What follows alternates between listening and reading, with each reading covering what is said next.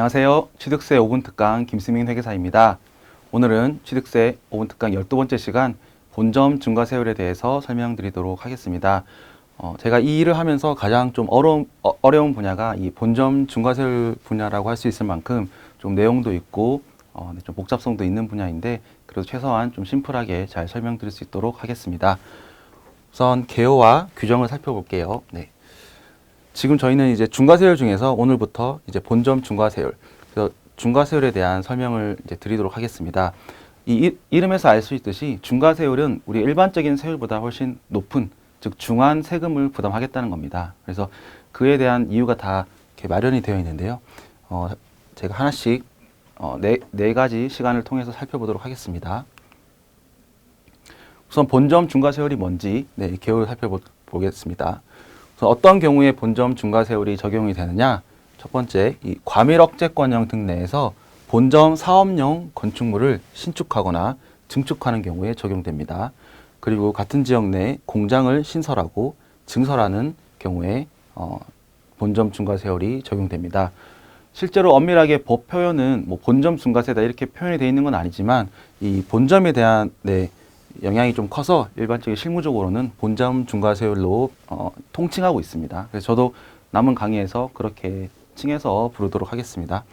이 본점 중과세율의 취지는 이 대도시 내에서 인구나 산업을 그런 밀집을 억제하겠다. 그래서 여기에 대도시에 들어오려면 좀 더 높은 세금을 부과하겠다. 이런 목적으로 처음에는 지방 분산 이전의 목적도 좀 있었지만 지금은 뭐 그보다도 그냥 높은 세율 자체를 부과하겠다라는 측면도 있습니다. 그러면 중과세율은 뭐냐? 중과세율이 어떤 단일의 세율이 적용되는 것이 아니라 이 앞서 배웠던 일반 세율에서 중과 기준 세율 2% 곱하기 2배를 한 것이 중과세율입니다. 그래서 어떤 단일의 정해진 세율이 나오는 게 아니라 하나씩 그 종류별로 계산을 해보셔야 됩니다. 예를 들어 드리겠습니다. 부동산 원시취득 2.8%, 2.8% 에서 이 중과 기준세율 2% 곱하기 2, 그래서 4%를 더하면 6.8%가 됩니다. 그래서 이렇게 별도로 계산을 해보는 방식입니다. 이때 잠깐 단어를 설명드리면 이 중과 기준세율은 별도의 이 법에서 정의하는 세율로서 어떤 일반 세율에 가감하거나 세율의 특례 적용 기준이 되는 세율로서 2%를 말한다. 그렇게 정의하고 있습니다. 그래서 그냥 2%다. 라고 알아두시면 되겠고, 요 지방세법 제6조 정의규정 제20호를 보시면 확인하실 수 있습니다. 그럼 이제 이 적용사를 보시면 사실 되게 좀 심플해 보이는데요. 여기에는 이제 점검할 포인트들이 꽤 있습니다. 우선 첫 번째, 과밀억제 권역, 그리고 본점과 본점 사업용이 무엇인지, 그리고 공장은 무엇인지, 그리고 신축, 증축은 어떤 의미를 가지는지 이렇게 네 가지 포인트 설명드리도록 하겠습니다. 첫 번째는 과밀억제 권역입니다. 아마 최근에 이제 신문 기사를 통해서 과밀억제 권역에 대한 얘기를 많이 들어보셨을 텐데요. 이 부동산 정책과 이런 억제 이런 것들이 맞물려 가지고 어떤 제한하는 규정으로서 아마 많이 들어보셨을 단어 같습니다. 우선 그 정의를 살펴보면 일단 수도권 과밀억제 권역은 서울특별시는 전체입니다. 그래서 서울시 주소가 들어간 거는 다 전체라고 보시면 되고, 인천광역시 중에서 일부 지역을 제외한 지역이 과밀억제 권역입니다. 주요 지역은 인천 자유경제구역, 그리고 남동 국가산업단지는 제외하고 있습니다. 세 번째는 경기도입니다. 그래서 의정부시, 구리시 등 각종 시가 있고, 그다음에 남양주시와 시흥시는 일정 동을 제외한 지역이 수도권 과밀억제 권역이 됩니다. 보시면 그래서 크게 키워드로서는 서울특별시, 인천광역시, 경기도 이렇게 정의한다고 보시면 되겠습니다. 지금 잠깐 돌아가면요.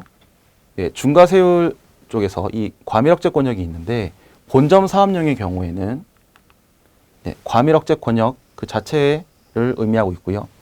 공장의 경우에는 과밀억제 권역에서 산업단지, 유치지역, 그리고 공업지역은 제외하도록 하고 있습니다. 공장은 좀 특별히 이런 권역에 있다면 좀 그 어떤 정책적인, 즉 생산, 제조업을 지원하는 정책적인 목적에서 이런 중과세율을 적용하고 있지 않습니다. 두 번째는 이제 본점의 의미입니다. 이 부분이 사실 가장 좀 까다로운데, 까다로운 이유는 이 현실에 대한 판단을 좀 하셔야 되기 때문입니다.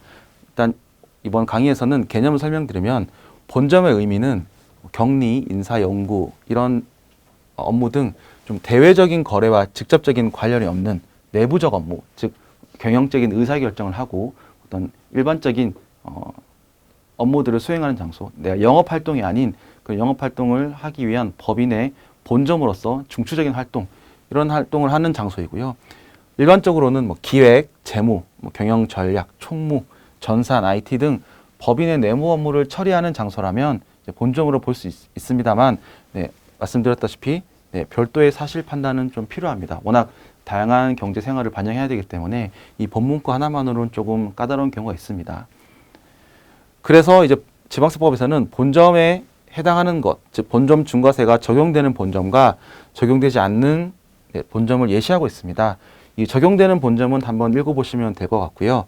이 적용되지 않는 본점을 보시면 가장 많이 질문을 받는 게 임대업자가 내가 직접 사용하는 게 아니라 임대하기 위하여 취득한 부동산입니다.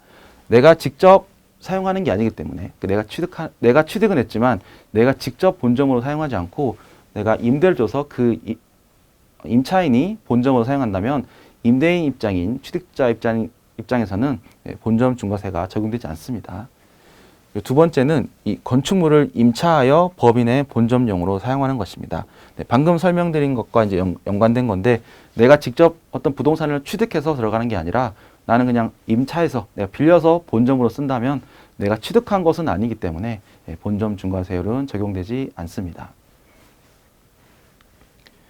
네, 그렇다면 이제 본점의 의미를 알아봤고요. 이 본점 사업용 건축물은 어떤 것인가? 네, 왜냐하면 본점이긴 해도 그게 사업용 건축물이어야 되기 때문에 어떤 것이 그런 부동산인가를 보시면, 본점의 사무소로 사용하는 부동산과 그 부대 시설이라고 하고 있습니다. 일단 사무소로 하면 별도로 뭐 더 구체적으로 정의한 건 없지만 보통 책상과 비품이 있고 사람들이 거기서 상주해서 일한다면 그런 것들이 사무소라고 보시면 되겠습니다. 부대 시설은 좀 다양할 수 있는데요. 다양할 수 있기 때문에 어떤 특정한 것을 열거하는 게 아니라 어떤 것은 본점으로 부대 시설에 보지 않는다를 열거하고 있습니다. 그래서 기숙사, 합숙소, 사택, 연수시설, 체육시설 등 그런 임직원의 복지후생적 시설과 그리고 예비군, 병기고, 탄약고 등 이런 것들은 군 시설과 좀 연관되어 있기 때문에 이런 부분은 중과세를 하고 있지 않습니다. 세 번째로는 공장의 범위입니다. 본점 중과세율이 본점 사업용도 되지만 이 공장을 신설 증설하는 것도 대상이 되기 때문에 공장의 요건을 별도로 정의하고 있습니다. 첫 번째는 업종 요건입니다. 업종은 지방세법 시행규칙 별표 2라는 여기에 규정된 업종을 영위하는 것인데, 잠깐 살펴보면 여기 제가 그대로 따온 건데요. 지금 별표 2 공장의 종류를 언급하고 있습니다. 그래서 각종 제조업, 아무래도 공장이기 때문에 제조업인데 어떤 업종에 대한 건가를 다 열거하고 있기 때문에 이 중에 내가 운영하는 혹시 어떤 업종이 어떤 것인가를 살펴보시면 되겠습니다. 네, 두 번째는 연면적 기준입니다. 그래서 이 생산 설비를 갖춘 건축물의 연면적이 500제곱미터 이상이면 이 공장 중과세가 적용됩니다. 그래서 이 규모를 기준으로 좀 더 작은 공장은 아무래도 중과세까지 하기에 너무 과하다라는 것이 있어서 제외를 하고 있습니다. 그래서 이 중과세가 적용되는 공장은 뭐냐면, 이 공장용 건축물도 있지만 그런 공장을 신설하고 증설한 날부터 5년 이내에 취득하는 공장용 차량 및 기계 장비도 함께 이 공장으로 봐서 과세를 하고 있습니다. 그래서 5년 이내까지 규정이 있기 때문에 공장의 경우에는 조금 더 팔로우할 경우가 있을 수 있습니다. 공장 역시 논란이 좀 될 수 있기 때문에 그 범위에 대해서는, 그래서 중과세가 적용되지 않는 공장은 몇 가지를 예시하고 있습니다. 그래서 어떤 것이 적용되지 않느냐, 제가 좀 자주 나오는 것 위주로 설명을 드리면, 일단 기존 공장의 모든 생산 설비를 내가 포괄적으로 다 승계를 받는다. 그러면 사실 기존에 이미 원 취득자가 취득세를 납부했을 거고 본점 중과세를 납부했을 겁니다. 그래서 내가 그대로 승계하는 자까지 또 부담하지는 않겠다. 그런 측면에서 제외하고 있고요. 그다음에 과밀억제권형의 기존 공장을 폐쇄하고 다른 과밀억제권역으로 이동을 한다면 사실 똑같은 계속 부담해야 되는 문제가 있습니다. 그래서 이런 경우에는 중과세를 적용하고 있지 않은데 한 가지 주의할 것은 이 폐쇄라는 단어입니다. 이 폐쇄는 단순히 내가 사업에 쓰지 않아요, 내가 그냥 폐쇄했어요 라고 말로만 끝나는 것이 아니고요. 실제로 모든 공장이 다 폐기가 되었고 그런 폐기한 내용들이 어떤 객관적인 문서나 서류로 입증이 되어야 합니다. 그래서 그런 것 없이 내가 그냥 단순히 폐기만을 주장하면 대상이 되지 않기 때문에 유의하시면 되겠습니다. 그리고 네 번째를 보면 기존 공장을 철거한 이후에 1년 이내 같은 규모로 재축한다라고 했는데요. 이런 것 때문에 이제 지방세에서 알아둘 게 부동산에 대한 이해입니다. 제가 5강에서 이 부동산에 대한 이해 영상을 찍은 게 있으니까 참고해 보시면 건축이라는 게 신축, 증축, 그 다음에 개축, 재축, 이전이 있는데 이때 이 재축은 다시 짓는 거긴 하지만 내가 단순히 미관 개선, 기능 개선을 위해서 짓는 게 아니라 어떤 외부 사유, 즉 뭐 천재지변이나 뭐 화재 이런 것 때문에 어쩔 수 없이 다시 짓는 거기 때문에 이런 사례가 있을 때만 중과세가 적용되지 않습니다. 그래서 조금 좁은 범위입니다. 네, 마지막으로 네 번째는 신축과 증축입니다. 본점 중과세는 본점 사업용 부동산을 신축 또는 증축하는 경우에만 적용하고요. 공장 역시 같은 신축, 증축에 대비해서 신설, 증설하는 경우에만 적용하고 있습니다. 즉 원시 취득에 한해서 이 중과세율을 적용하고 있고요. 그 말인즉슨 매매 등 방법으로 내가 승계 취득할 경우에는 본점 중과세를 적용하지 않습니다. 이러한 논리는 신축과 증축은 뭔가 증가되는, 즉 새로운 것을 유발하는 건데 저희가 처음 설명드린 이 중과세, 본점 중과세율의 적용 취지가 새로운 인구, 그다음에 새로운 산업의 밀집을 억제하는 거기 때문에 이 신축의 경우에만 그런 증가가 이루어진다는 논리입니다. 따라서 매매 등 승계 취득은 내가 기존에 어떤 A가 하는 거를 B가 그대로 하는 거기 때문에 새로운 밀집을 유발하는 것이 아니다. 그런 논리로 이 본점 중과세율은 적용하지 않습니다. 네.